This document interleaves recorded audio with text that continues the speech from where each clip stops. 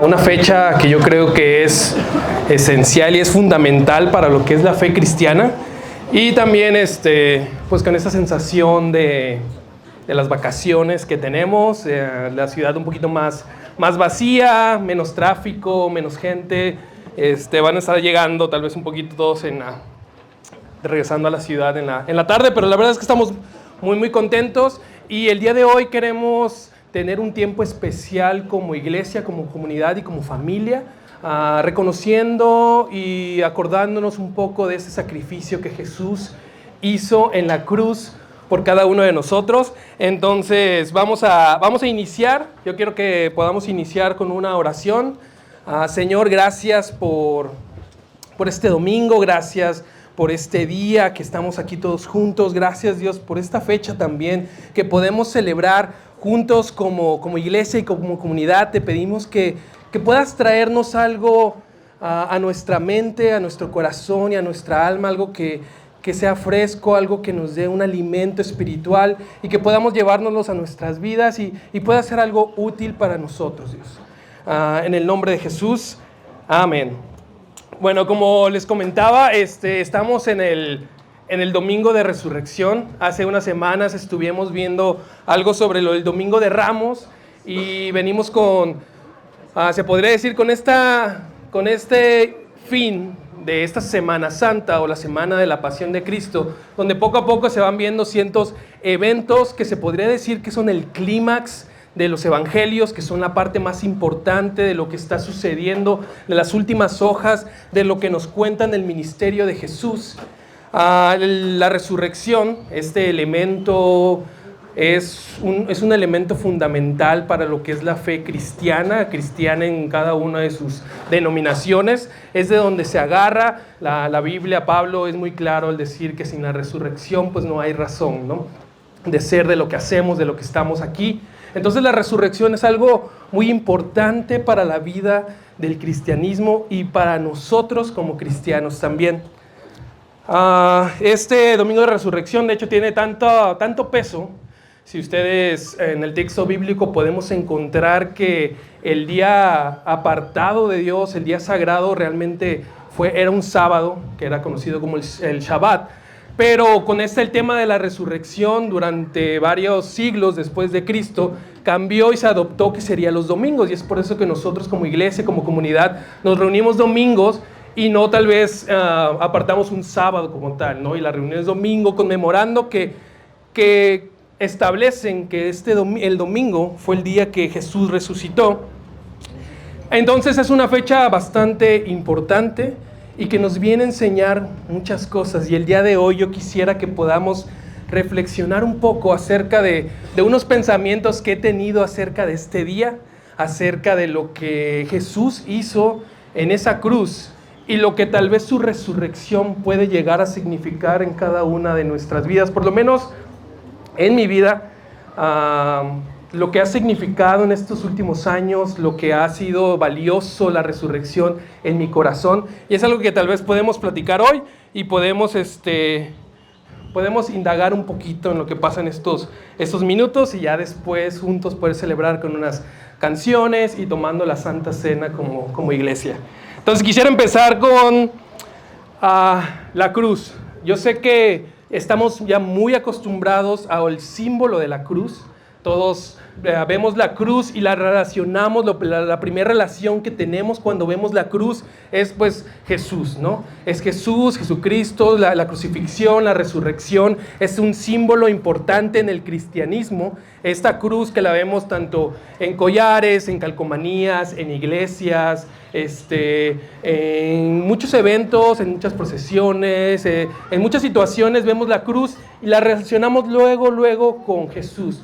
Pero la cruz empezó a ser un símbolo del cristianismo más o menos a eso del siglo V después de Cristo. Antes la cruz realmente no significaba lo que para nosotros significa hoy. La cruz era de hecho el símbolo más que para el cristianismo, porque no era para el cristianismo en ese tiempo, era para el Imperio Romano. Y era el símbolo que ellos utilizaban, que era el artefacto o el medio tanto de ejecución como de castigo que el imperio utilizaba para poder controlar a las masas, más que nada controlar a los pueblos conquistados, que no hubiera tal vez una revolución, que nadie se saliera de control. Entonces, esta manera era donde el imperio romano podía tener su fuerza ante los pueblos conquistados. Esta cruz no la originaron ellos. Este método de ejecución no fue propio del imperio romano. De hecho, a muchos siglos atrás se tienen datos y se tienen documentos acerca de que la cruz, la ejecución como crucifixión, se encontraba tanto en Asiria, se esparció un poco con el dominio persa y estaba muy ligada a una fe que se le llama zoroastrista. Ellos tenían una particularidad. Ellos decían que el fuego era un elemento sagrado, pero la tierra también era un elemento sagrado. Entonces, los dos métodos de sepultura que se tenían en ese tiempo, o era enterrando o era cremando. Solo habían estos dos. Pero como ellos decían, tanto la tierra es sagrada como el fuego es sagrado, entonces, si utilizamos alguno de estos dos elementos con criminales o personas que tal vez no han hecho lo bueno, entonces estos elementos se van a contaminar. Y vamos a contaminar estos elementos divinos con la maldad de hombres que no fueron buenos en su vida presente o en su vida en el tiempo que estuvieron vivos. Entonces ellos agarraron y dijeron, bueno, lo que vamos a hacer es que vamos a clavarlos para que no estén ni en la tierra y no estén tampoco en el fuego. Y pues dejemos que los animales salvajes sean los que se encarguen de ellos, ¿no? Y no toquen ninguno de estos dos elementos divinos. Entonces así empezó a surgir este método de ejecución y de castigo que era la cruz. El Imperio Romano, cuando empieza a dominar muchos territorios, pues toma este elemento y lo pone para sus opresores. A quienes estuvieran en contra del Imperio Romano, los vamos a castigar, por decirlo de manera bonita, de esta manera, por medio de la cruz. Entonces, por mucho tiempo, antes que la cruz significara para nosotros como un símbolo cristiano, era un símbolo de miedo, era un símbolo de castigo, era un símbolo de opresión, era un símbolo que el imperio utilizaba para dominar a los pueblos que habían sido conquistados. Entonces, ya una vez que el imperio romano había dominado al pueblo de Israel, ellos utilizaron la cruz como un recordatorio para este pueblo de Israel, en que ellos eran esclavos y que no había manera de que se salieran de su control ni de su dominio. Ellos lo que hicieron es que pusieron la cruz en un monte elevado a las afueras de Jerusalén, donde cualquiera pudiera ver esa cruz, y cuando había alguna ejecución o algún castigo por medio de este artefacto, pues todos lo primero que vieran al entrar a Jerusalén fuera la crucifixión, y todos tuvieran ese miedo de querer oponerse al imperio, de querer oponerse a la esclavitud, de querer intentar cambiar las cosas, porque la cruz estaba ahí y eso los detenía. De hecho, este lugar, quiero que podamos ir es a Juan 19. Los evangelios, de hecho, todos los evangelios, este lugar lo llaman el lugar de la calavera. Actualmente lo conocemos también como el monte del Calvario. En Juan 19 dice: entonces Pilato les entregó a Jesús para que lo crucificaran. Así que llevaron a Jesús, él cargando su propia cruz, fue al sitio llamado lugar de la calavera, en hebreo Gólgota. Allí lo clavaron en la cruz. También crucificaron a otros dos con él, uno a cada lado y a Jesús en medio. Todos los evangelios nos dicen que este lugar donde ellos ponían, donde estaba este método de ejecución, se llamaba el lugar de la calavera. Un lugar que hacía fama a lo que se realizaba ahí, que era el matar a los opositores del reino, del imperio romano. Entonces el lugar, obviamente, por esas razones, estaba bautizado de esa manera, y fue el lugar donde llevaron a Jesús, a ese lugar de la calavera, él cargando su propio medio que lo llevaría a la muerte, yendo a este lugar donde exactamente solo había eso, solo había muerte, solo había castigo, solo había miedo, solo había opresión. Esto era lo que significaba en ese momento donde estamos viendo la historia de la crucifixión, era lo que significaba para el pueblo de Israel. Ellos, tal vez, algunos de ellos habían encontrado una nueva voz en Jesús. Tal vez las personas más marginadas, las personas más oprimidas, las personas que por el mismo pueblo de Israel y por el mismo sistema religioso habían puesto a un lado, en Jesús habían encontrado una voz de esperanza, una voz de libertad, una voz de amor. Pero la situación aquí y en el clímax de la historia es que aún así, esa voz de esperanza que habían encontrado estaba caminando al mismo lugar donde terminaría todo. Al mismo lugar que ellos temían desde hace mucho tiempo, aún este Mesías, aún este Rabí, caminaba hacia ese mismo lugar. Y era algo que ellos no se esperaban. Era algo que de hecho nosotros a lo largo de los evangelios podemos ver Jesús cómo les advirtió a los discípulos, va a suceder esto, va a pasar esto, pero ellos no lograban entenderlo, ellos no lograban comprender lo que Jesús estaba diciendo y decían, es que no entiendo lo que quieres decir, está siendo tal vez metafórico, simbólico, de alguna manera, porque ese lugar no era el lugar que debería pisar un Mesías, no era el lugar en donde un profeta de Dios debería llegar, mas sin embargo, en este momento de la historia estamos viendo a Jesús cargando su propia cruz y dirigiéndose al lugar de la calavera, a este lugar de muerte, de castigo y de opresión.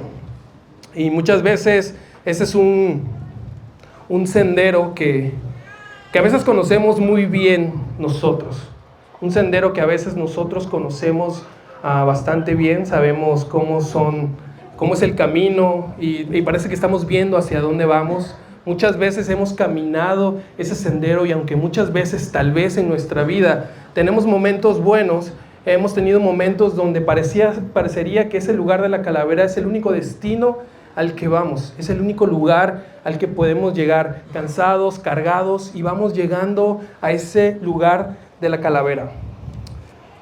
Otro de las situaciones que estaba pasando en ese momento lo vemos en Mateo 27, 29. Y se armaron los soldados y se armaron una corona con ramas de espinos y se la pusieron en la cabeza. Y le colocaron una caña de junco en la mano derecha como si fuera un cetro. Luego se arrodillaron burlonamente delante de él mientras se mofaban. ¡Viva el rey de los judíos!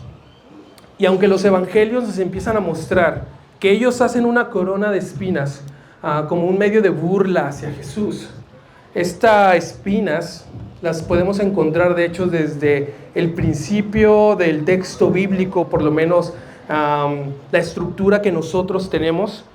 Y quiero que vayamos a Génesis 3. Dice, esto le está diciendo está diciendo Dios a Adán. Dice, la tierra es maldita por tu culpa. Toda tu vida lucharás para poder vivir de ella. Te producirá espinos y cardos, aunque comerás de sus granos. Una vez que Adán y Eva, ellos pecan, una de las maldiciones que llegan en ese punto de la historia es que brotarán espinos y brotarán espinas de la tierra que ellos trabajen y el cultivo que ellos quieran cosechar. En ese momento también saldrán espinos, que será una maldición por el pecado que ellos habían cometido, por el error que ellos habían hecho, por la transgresión que tuvieron en ese momento. Las espinas serían un recordatorio de que debido a eso la tierra había sido maldita.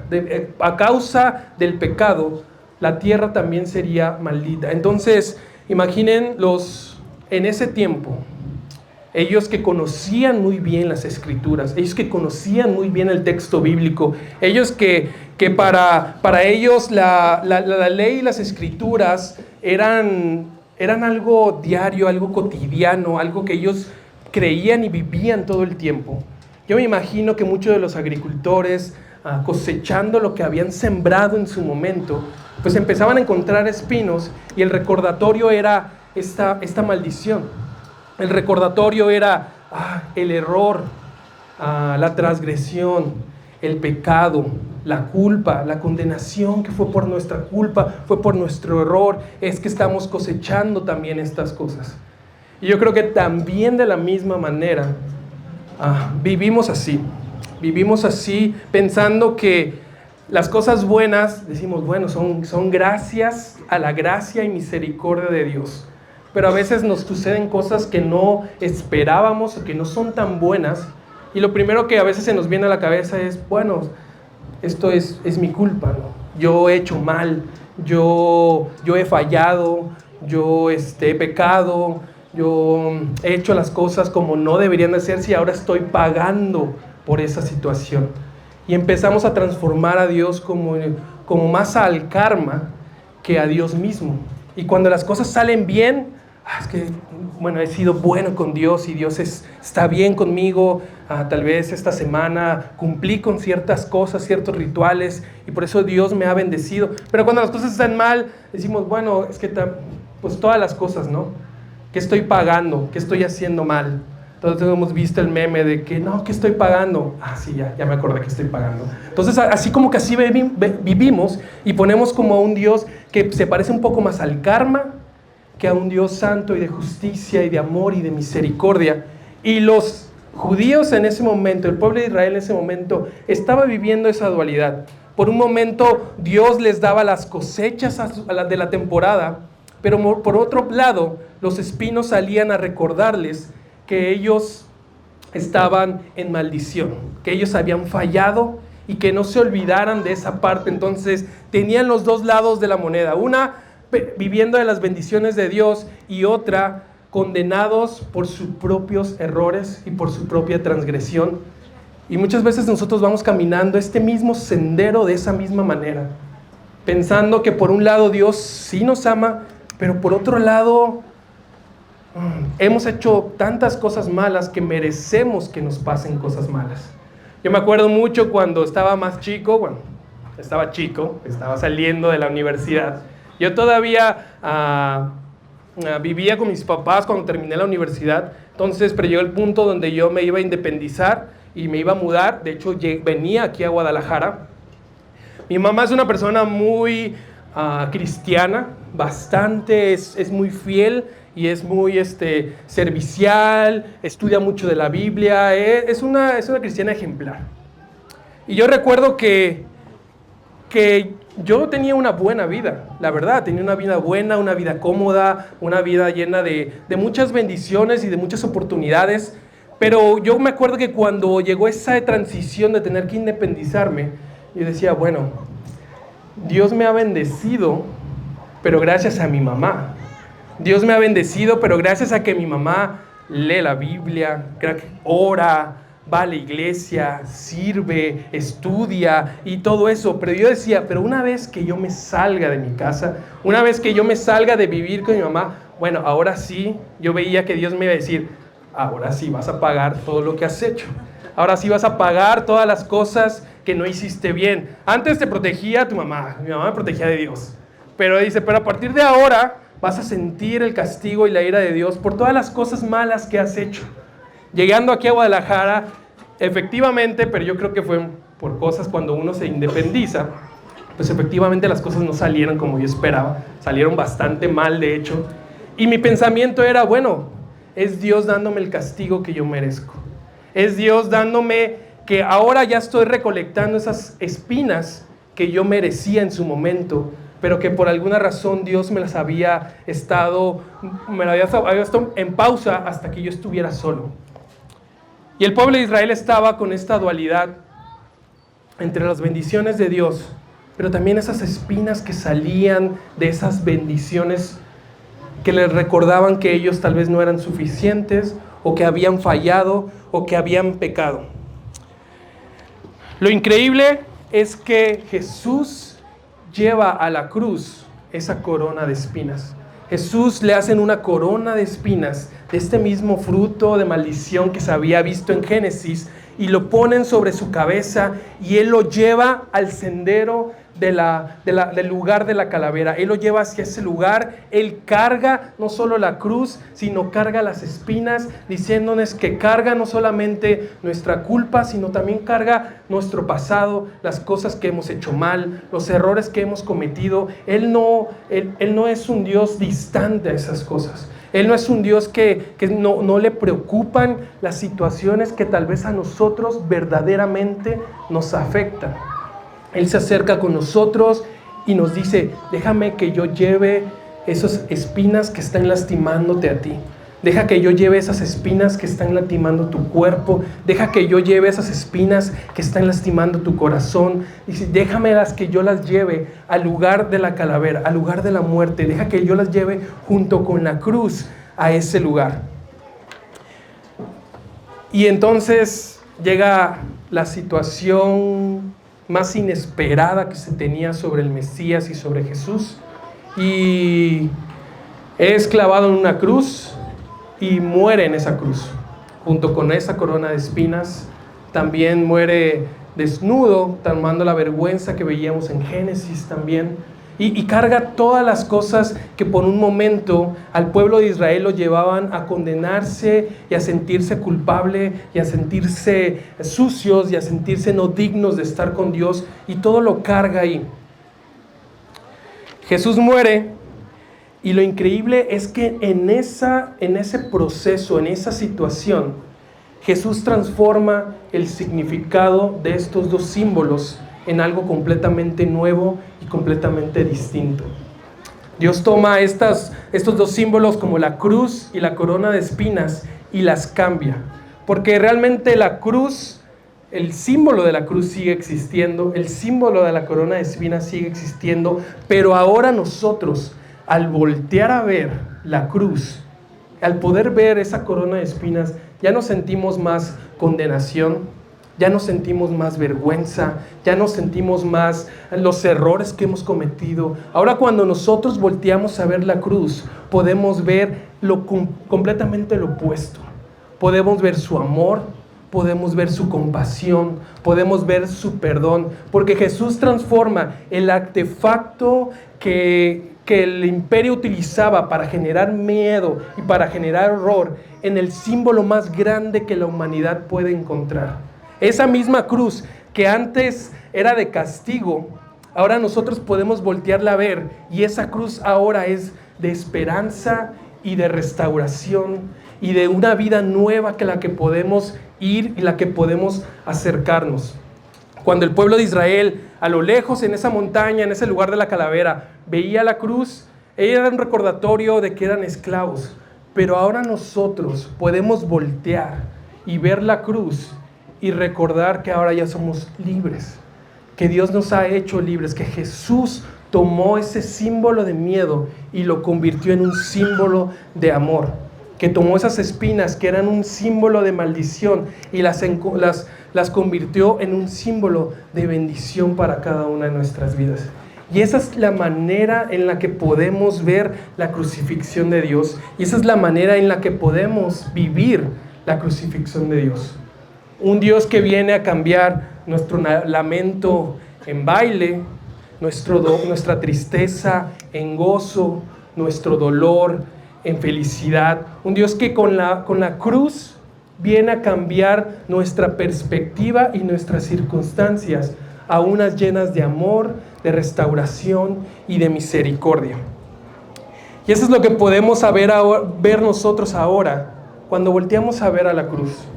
Y antes, aunque la cruz daba miedo, ahora la cruz es algo a lo que nos podemos aferrar y a lo que nos podemos agarrar en nuestra vida como cristianos, como personas, como humanos. El saber que una vida de amor, aunque a veces te lleva a una cruz, no es capaz de terminar con esa vida. Una vida que está basada en el amor. Después de esa cruz llega un breve momento de espera, un breve momento en el que las cosas parecían que habían terminado, pero entonces, como Jesús lo había dicho, en el tercer día, que es el domingo que estamos celebrando, Jesús resucita y sale de la tumba. Y quiero que vayamos a unos pasajes que están en los evangelios. Esta es una forma de ver la resurrección de Jesús, tal vez como más en nuestras vidas, y que podamos tal vez reflexionarlo juntos. Vamos a ir primero a, creo que es Juan, ¿es Lucas? A Juan 20. Esto es Jesús. Lo último que sabían es que Jesús estaba en la tumba que le designaron, la que la pusieron.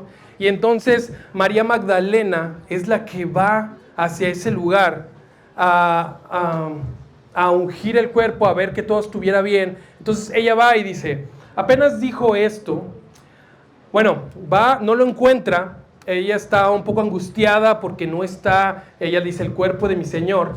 Y en esa desesperación se encuentra una persona, la Biblia nos dice que es Jesús. Y dice, apenas dijo esto, volvió la cara y vio a Jesús allí, pero no sabía que era él. Jesús le dijo, mujer, ¿por qué lloras? ¿A quién buscas? María pensó que estaba hablando con el que cuidaba el jardín donde estaba la tumba. Por eso le dijo, Señor, si usted se ha llevado el cuerpo que estaba en esta tumba, dígame dónde lo puso y yo iré a buscarlo. Jesús le dijo, María, y ella se volvió y le dijo, Maestro. Estamos viendo que María tiene un encuentro con Jesús ya una vez resucitado, pero ella no logra reconocer a Jesús. Ella no logra saber que la persona que está enfrente de ella es Jesús, que ha vuelto a la vida, que ha vencido la muerte, hasta que la nombra como María y ella en una exclamación dice Maestro y reconoce a Jesús. Luego vamos a ir a Lucas. En Lucas 24 dice, mientras conversaban de todo lo que había pasado, Jesús se les acercó y empezó a caminar con ellos. Pero ellos no lo reconocieron. Jesús les preguntó, ¿de qué están hablando por el camino? Los dos discípulos se detuvieron, sus caras se veían tristes, y uno de ellos, llamado Cleofás, le dijo a Jesús, ¿eres tú el único en Jerusalén que no sabe lo que ha pasado en estos días? Más adelante. Dice, cuando se acercaron al pueblo de Emaús, Jesús se despidió de ellos, pero los dos discípulos insistieron, quédate con nosotros, ya es muy tarde y pronto el camino estará oscuro. Jesús se fue a la casa con ellos. Cuando se sentaron a comer, Jesús tomó el pan, dio gracias a Dios, lo partió y se los dio a ellos. Entonces los dos discípulos pudieron reconocerlo, pero Jesús desapareció. Y vemos otra vez la misma dinámica. Jesús se aparece a uno de los seguidores. Ellos estaban en un camino, estaban caminando. Ellos no lo reconocen nuevamente, no saben que se trata del maestro. Y van caminando, ellos piensan que de hecho es un caminante que va ahí con ellos. Y no es hasta que Jesús parte el alimento que ellos se dan cuenta que estuvieron nuevamente con Jesús que había resucitado. Y por último vamos a ir a Juan 21. Este es el encuentro que tiene Pedro con Jesús. Pedro les dijo, voy a pescar, nosotros vamos contigo, dijeron ellos. Todos subieron a una barca y se fueron a pescar, pero esa noche no pudieron pescar nada. En la madrugada, Jesús estaba de pie a la orilla del lago, pero los discípulos no sabían que era Él. Jesús les preguntó, amigos, ¿pescaron algo? No, respondieron ellos. Jesús les dijo, echen la red para el lado derecho de la barca y pescarán algo. Los discípulos obedecieron y después no podían sacar la red del agua, pues eran muchos los pescados. Entonces el discípulo favorito de Jesús le dijo a Pedro, Él es el Señor Jesús. Cuando Simón Pedro oyó que se trataba del Señor, se puso la ropa que se había quitado para trabajar y se tiró al agua. Más adelante. Jesús les dijo, vengan a desayunar. Ninguno de los discípulos se atrevía a preguntarle quién era. Bien sabían que era el Señor Jesús. Jesús se acercó, tomó el pan y se lo dio a ellos y también les dio el pescado. Entonces, tenemos 3 historias de cuando Jesús había resucitado. El común denominador de estas 3 historias en los evangelios es que los discípulos no logran reconocer a Jesús una vez que resucitó. María Magdalena piensa que es un jardinero que está al cargo de las tumbas. Otros 2 de los seguidores piensan que es un caminante que va por el camino, va hacia su trayecto, va a una ciudad al cual es el objetivo de este caminante.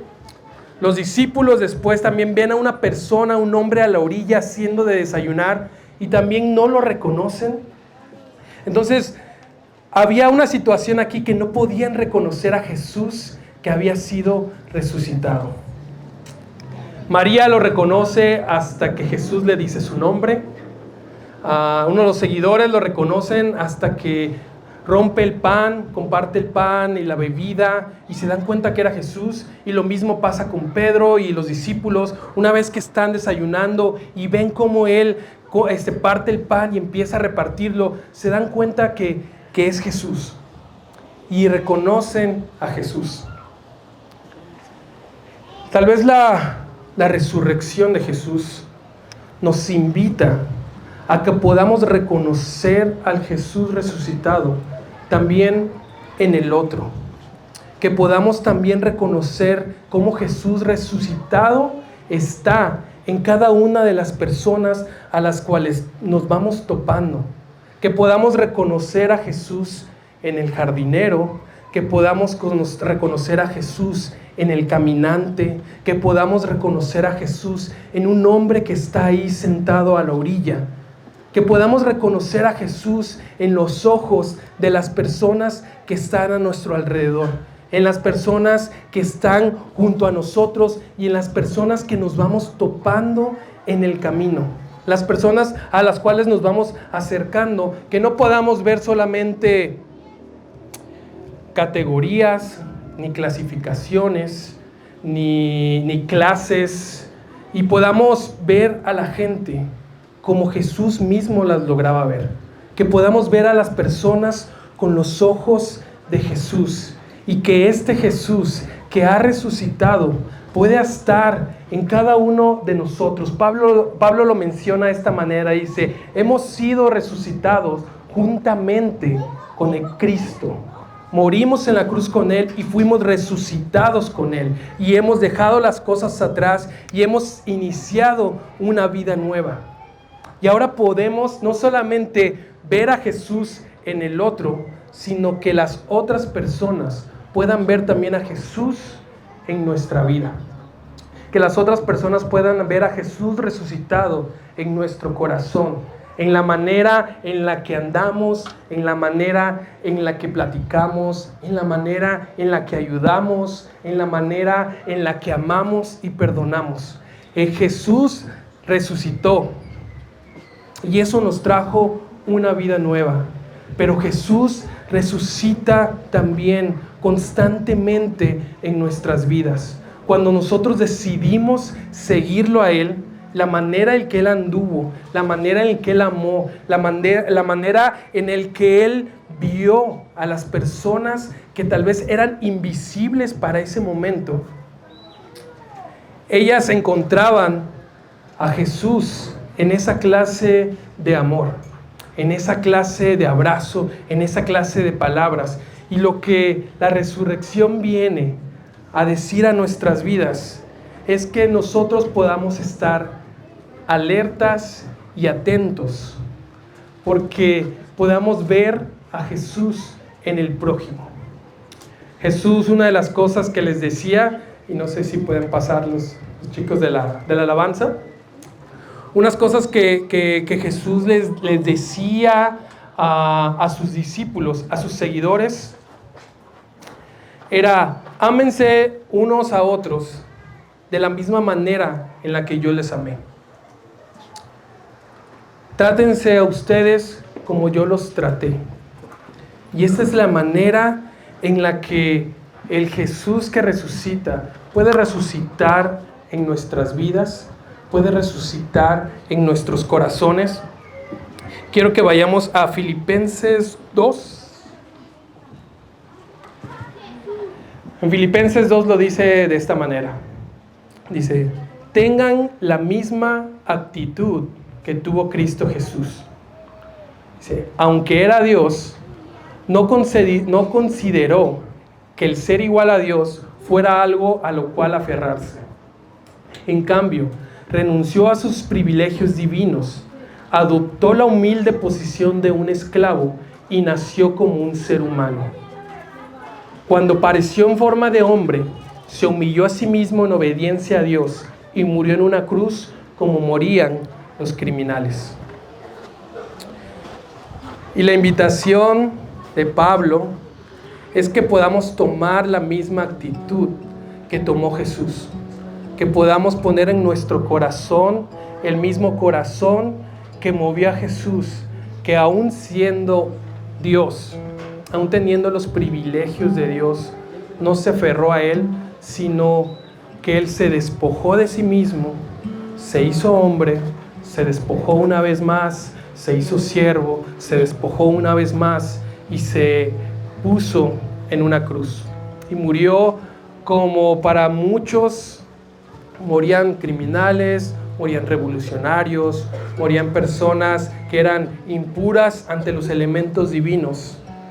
Y con eso nos enseñó una nueva forma de vivir, una nueva forma de ser, una nueva forma de amar y una nueva forma de perdonar. Una forma en la que ni aun la muerte misma, ni aun la cruz misma es capaz de vencer ni es capaz de terminar. Y lo mejor de todo es que aún en nuestro pasado, aún en nuestra transgresión, aún tal vez con esos espinos que probablemente muchas veces han sido nuestra culpa o han sido consecuencias de nuestras acciones, de nuestras decisiones, aunque tal vez a muchos de esos espinos tal vez no fueron realmente nuestra culpa, pero dice, aún así todo esto, Dios lo toma y lo lleva a la cruz. Y todo lo que en tu vida tal vez tú veías como un símbolo de condenación, como un recordatorio a que no eras completamente libre, como un recordatorio a que la habías fallado, a que lo habías hecho mal, a que lastimaste a alguien. Todos esos recordatorios que a veces son muy ruidosos y no nos dejan ver a Dios. Todo eso Jesús lo toma y lo lleva a la cruz. Y muere con ellos, pero resucita Él. Y se los lleva y ahora todas estas cosas nos las cambia en esperanza, en una nueva oportunidad, en gozo, en una nueva forma de seguir y de caminar, así como Jesús caminó. Y ahora empecemos a ver a Jesús en todas partes y todo el tiempo.